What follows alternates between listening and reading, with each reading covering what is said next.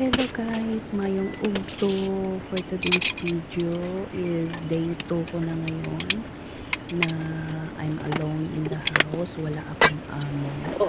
Nasa bakasyon yung mga amo ko. So ako lang din mag-isa sa bahay. Ito, time na ako na gumising. So, ayan, nag-lunch na ako. And then after ko lunch is